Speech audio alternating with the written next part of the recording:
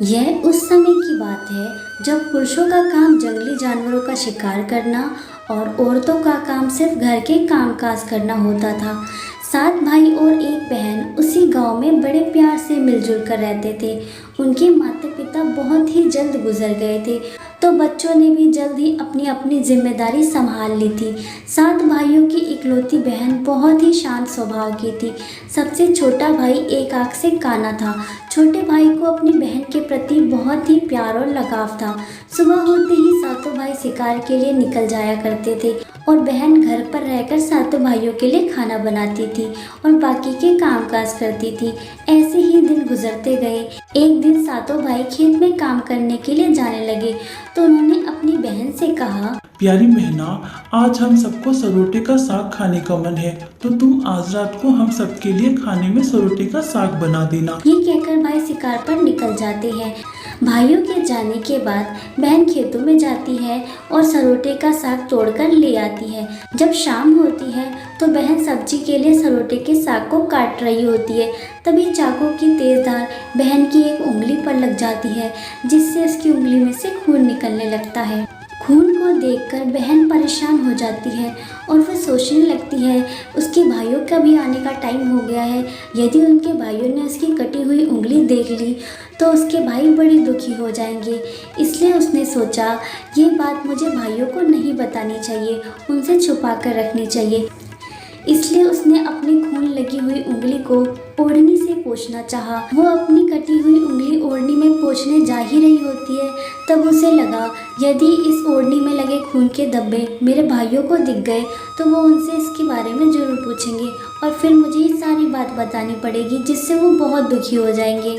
फिर बहन ने अपनी कटी हुई उंगली को दीवार पर पोंछना चाहा। उसे लगा कि दीवार पर पोंछना सही रहेगा, लेकिन फिर उसके दिमाग में ख्याल आया कि ये तो मेरे भाइयों को अच्छे से दिखाई दे जाएंगी। फिर वह बेचैन होकर इधर उधर देखने लगी, लेकिन उसे ऐसी कोई भी जगह नहीं मिली जहां वह उसकी उंगली से टपकता खून उसके भाइयों की नजरों से छुपा सके। इसलिए उसे कोई उपाय ना मिलने पर बहन ने सरोटे के साग से जो वो खाना बनाने के लिए लाई थी उसी में खून भरा हाथ पोंछ दिया और उसी खून लगे हुए सरोटे के साग की सब्जी बना दी। थोड़ी ही देर में सारे भाई जंगल से लौट आए तो बहन ने हमेशा की तरह सबके लिए खाना परोसा और सभी एक साथ बैठकर खाना खाने लगे। भाइयों ने पके हुए साग को खाकर खाने की बहुत जमकर तारीफ की और उन्होंने अपनी बहन से पूछा, बहन, तुम्हारे द्वारा बनाया हुआ साग हमने पहले बहुत बार खाया है। आज के साग की सब्जी तो बहुत ही अद्भुत है। इतनी स्वादिष्ट सब्जी तो मैंने आज से पहले कभी नहीं खाई। बताओ ना कैसे और क्या क्या मिलाकर इतनी स्वादिष्ट सब्जी पकाई है तुमने। भाइयों द्वारा ये बातें सुनकर ये बात छोटी बहन को बहुत अजीब सी लगी और वह सोचने लगी अगर उसने उंगली कटने वाली बात भाइयों को बता दी तो शायद वे पूरा खाना खाए बिना ही उठ जाएंगे। उसने कुछ सोच समझकर बोला, कुछ नहीं भैया, हमेशा से जैसी सब्जी बनाती हूँ वैसे ही बनाई है। ऐसे ही सारे भाई खाना खाकर अपने अपने कमरे में विश्राम करने के लिए चले जाते हैं। अगली सुबह सातों भाई फिर से काम पर निकल जाने से पहले अपनी बहन को दोबारा सरोटे का साग बनाने को कहते हैं और शिकार करने के लिए जंगल निकल जाते हैं। शाम का वक्त होता है। भाइयों के अनुरोध पर छोटी बहन फिर से आज सरोटे का साग बनाती है और सातों भाइयों के वापस घर आ जाने पर उन्हें सरोटे का साग परोसती है। सातों भाई उस पके हुए सरोटे के साग को खाते हैं, परंतु भाइयों को पिछले दिन के जैसे खाने में स्वाद नहीं मिला। असलियत जानने के लिए सबसे बड़े भाई ने अपनी छोटी बहन से खाना बनाने के तरीके जानने की जिद की। मजबूर होकर बहन ने सारी घटना बता दी। रोज की तरह अगली सुबह सातों भाई जंगल में शिकार करने के लिए जाने लगे और पिछले दिन के बने सरोटे के साग के स्वाद के बारे में बातें करने लगे। तभी उनमें से पांचवा भाई, जो बहुत ही लालची था, उसने बाकी भाइयों से कहा, जब बहन का खून इतना स्वादिष्ट है तो उसका मांस कितना स्वादिष्ट होगा। इस पर सभी भाइयों के बीच आपस में चर्चा होने लगी। छोटे भाई को छोड़कर बाकी सभी भाई अपनी बहन की मांस खाने की योजना बनाने लगे और अपनी बहन को मारने की योजना बनाने लगे। मगर छोटे भाई को बड़े भाइयों की ये योजना बिल्कुल भी अच्छी नहीं लगी। वह अपनी बहन को बचाने के लिए बेचैन हो गया। वह खुलकर तो इसका विरोध नहीं कर सकता था क्योंकि 6 भाई एक तरफ और वह अकेला। अगले दिन सबसे बड़े भाई ने अपनी बहन से कहा, मेरी प्यारी बहना, अब तुम बड़ी हो गई हो और शादी के लायक हो गई हो। मैंने तुम्हारे लिए एक सुंदर सा वर खोजा है। आज हम उसको देखने जाएंगे और उसका घर भी देख कर आएंगे। तुम भी सज संवर कर हमारे साथ चलो। बहन शादी की बात सुनकर बहुत खुश हुई। वह तुरंत ही तैयार होकर भाइयों के साथ जाने लगी। सातों भाई अपनी बहन को लेकर अपनी योजना के अनुसार चल दिए। थोड़ी दूर जाने के बाद बड़े भाई ने अपने सभी भाई को बहन को पेड़ से बांधने का आदेश दिया और सभी भाई ने मिलकर बहन को पेड़ से बांध दिया। अपने भाइयों का ये रूप देखकर बहन का हृदय रोने लगा। बहन को कुछ समझ नहीं आ रहा था कि उसके भाई उसके साथ क्या कर रहे हैं। उसने भैया से पूछा, भैया आप ये क्या कर रहे हैं? आप मुझे इस पेड़ में क्यों बांध रहे हैं? इस पर बड़े भाई ने कहा, हम तुम्हारा मांस खाना चाहते हैं, इसलिए हम तुम्हें यहाँ मारने के लिए लाए हैं। अपने भाइयों का ये रूप देखकर बहन का हृदय रोने लगा। उसने अपनी आखिरी पलों में भगवान को याद कर कर कहा, हे भगवान, आपने ये क्या दिन दिखाया मुझे? मेरे सातों भाई मेरी हत्या करना चाहते हैं। भगवान, ऐसा दिन किसी बहन को ना दिखाए। इनमें से एक भी ऐसा नहीं है जिसके दिल में मेरे लिए प्रेम हो। बहन की बातों से सातवां भाई जो सबसे छोटा था वह बहुत दुखी हुआ। वह बहन की पुकार पर तड़प कर रह गया क्योंकि 6 भाइयों का प्रतिवाद करने का साहस वह नहीं जुटा पाया। बहन को रस्सी से बांधने के बाद बड़े भाइयों ने सभी भाइयों को बहन पर धनुष चलाने का आदेश दिया। सबसे पहले बड़े भाई ने अपनी बहन पर धनुष का निशाना लगाकर तीर छोड़ा, लेकिन तीर बहन को ना लगकर उसके बगल में आ गिरा। ये देखकर बहन ने कहा, भैया जान से मारना ही है तो तीर सीधा मेरे छाती में मारो। इधर उधर तीर क्यों चलाते हो? फिर सभी भाइयों ने एक एक कर अपनी बहन पर तीर छोड़ा, मगर किसी का भी तीर बहन की छाती को ना चीर सका। सब बाण इधर उधर गिरे जा रहे थे। जब सबसे छोटे भाई की बारी आई तो उसने तीर चलाने से मना कर दिया। भाइयों ने उस पर पूरा दबाव डालते हुए आदेश दिया, अगर वह तीर नहीं चलाएगा तो बहन की तरह उसे भी मार दिया जाएगा। छोटे भाई ने बड़े उदास मन से तीर को दूसरी दिशा में छोड़ दिया, लेकिन वह तीर सीधा बहन के सीने में जाकर लगा, जिससे बहन की मौत हो गई और उसकी आत्मा शरीर से बाहर निकलकर उसी जगह पर भटकने लगी। बहन की मौत के बाद सभी भाई लाश के पास आए और बहन का शरीर काटने लगे। छोटा भाई ये देखकर फूट फूट कर रोने लगा। इस पर बड़े भाई ने बहन की मांस को पकाने के लिए बहुत सारी लकड़ियां और पानी लाने के लिए छोटे भाई को जंगल भेज दिया। छोटा भाई रोते रोते जंगल चला गया। वह पानी और लकड़ी के साथ साथ कुछ केकड़े और मछली भी ले आया। बहन की मौत से वो बहुत दुखी था।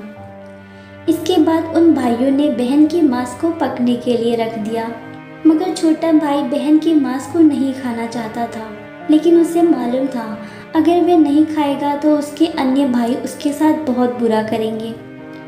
उसने चुपके से अपने साथ लाई हुई मछली और केकड़े आग में डाल दिए और अपने खाने का जुगाड़ कर लिया। चावल और मांस पक के तैयार हो गया। केले के पत्ते पर बिछाकर उसमें सबके लिए बहन के मांस को परोसा गया। छोटे भाई ने पहले से ही अपने बैठने के स्थान पर एक छोटा सा गड्ढा खोद लिया था। उसने अपने पत्तल में परोसे हुए बहन के मांस को चुपके से उस गड्ढे में डाल दिया और अपनी पकाई हुई मछली और चावल खाने लगा। बड़े भाई को बिल्कुल भी शक नहीं हुआ कि छोटे भाई ने बहन के मांस को नहीं खाया। कुछ समय बाद जहाँ बहन के मांस को खड्डा खोदकर डाला गया था, वहाँ एक छोटा सा बांस का पौधा निकल आया। ऐसे ही कुछ सालों बाद एक जोशी उसी बांस के पेड़ के पास से गुजर रहे थे, जहाँ सातों भाइयों ने अपनी बहन का मांस खाया था। खड्डा खोदकर बहन के मांस को गाड़े हुए जगह पर एक छोटा सा जो पौधा निकला था, अब वह बहुत ही सुंदर बांस का पेड़ बन चुका था। जब उस जोगी की नज़र इतने सुंदर बांस के पेड़ों पर गई तो वह सोचने लगा, अगर इस बांस के पेड़ से केंद्रा बनाया जाए तो बहुत ही सुंदर बनेगा। इतने में बांस के पेड़ से आवाज आई, ना काट रे जोगी इस बांस को, ये तो मेरे भैया ने लगाया है। लेकिन छोटी बहन की आवाज को नजरअंदाज करते हुए जोगी ने बांस का एक टुकड़ा काट लिया और उससे एक सुंदर सा केंद्रा बनाने लगा। थोड़ी ही देर में केंद्रा बनकर तैयार हो गया। जब जोगी ने उसे बजाया तो उसमें से बहुत ही सुंदर धुन बजने लगी। जोगी जहाँ जहाँ जाकर वो केंद्रा बजाता, लोगों की भीड़ उमड़ आती और इस धुन को सुनकर लोग मंत्रमुग्ध हो जाते।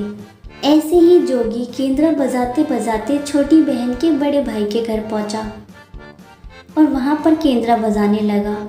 जैसे ही जोगी बड़े भाई के घर पहुंचा, केंद्रा अपने आप बंद हो गया। इसके बाद केंद्रे में से एक आवाज आई, ना बाज रे केंद्रा ना बाज, ये तो है मेरे दुश्मन का घर। ये आवाज़ सुनकर बड़ा भाई बहुत गुस्से में आ गया। उससे ये जोगी की कोई हरकत लगी और उसने उसे वहाँ से भगा दिया। ऐसे ही जोगी एक एक करके सारे भाइयों के घर पे गया और केंद्रा बजाने लगा। जैसे ही जोगी वो केंद्रा बजाता, सभी भाइयों के घर पर एक ही आवाज़ आती, ना बाज रे केंद्रा ना बाज, ये तो है मेरे दुश्मन का घर। ये आवाज़ सुनकर सारे भाई गुस्से में जोगी को घर से बाहर निकाल देते हैं। अंत में जोगी केंद्रा बजाते बजाते छोटे भाई के घर पहुंचा। छोटे भाई के घर पहुंचते ही केंद्रा अपने आप बजने लगा, जोर जोर से बाज रे केंद्रा जोर जोर से बाज, ये तो है मेरे छोटे भैया का घर। ये आवाज़ सुनकर छोटे भाई को अपनी बहन की याद आ गई।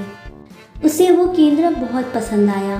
उसने जोगी को कुछ पैसे देकर वह केंद्रा खरीद लिया। ऐसे ही एक दिन छोटा भाई किसी काम के सिलसिले में बाहर जाता है और अपना काम खत्म करके कुछ दिन बाद घर लौट आता है। जब वे घर लौटता है तो उसने देखा कि उसका कमरा बहुत ही सुंदर ढंग से सजाया हुआ था, पहले से भी ज्यादा चमक रहा था। ये देखकर छोटे भाई को बहुत हैरानी हुई, पर उसने इस बात को नजरअंदाज कर दिया। ऐसे ही आए दिन होने लगा। जब भी छोटा भाई किसी काम के सिलसिले में बाहर जाता और अपना काम खत्म कर घर वापस आता तो वह देखता कि कमरा पूरी तरह चमक रहा है। अब ये बातें छोटे भाई को बहुत हैरान कर रही थी। वह इस घटना के पीछे का राज जानना चाहता था। इसलिए एक दिन छोटा भाई किसी काम का बहाना बनाकर कमरे से चला गया और पीछे के दरवाजे से आकर चुपचाप कमरे में छुपकर बैठ गया। थोड़ी देर इंतजार के बाद छोटे भाई ने देखा कि उसकी छोटी बहन केंद्रे में से बाहर आई। उसने घर का सारा काम किया और काम करके वह वापस केंद्रे में चली गई। देखकर छोटा भाई बहुत हैरान था। उसकी आंखें खुली की खुली रह गई, पर वह अपनी बहन को देखकर बहुत खुश था। अगले दिन फिर से छोटे भाई ने किसी काम का बहाना बनाकर कमरे से चला गया और पीछे के दरवाजे से कमरे के अंदर घुसकर छुपकर बैठ गया। थोड़ी देर बाद छोटी बहन केंद्रे में से बाहर आई। उसने घर का सारा काम किया, घर को पूरी तरह चमका दिया और वह वापस केंद्रे में जाने लगी। तो छोटे भाई ने जाकर चुपके से केंद्रे को जला दिया। केंद्रे के जलने के बाद उसकी बहन हमेशा के लिए मानव रूप में परिवर्तित हो गई और दोनों खुशी खुशी मिलकर एक साथ रहने लगी।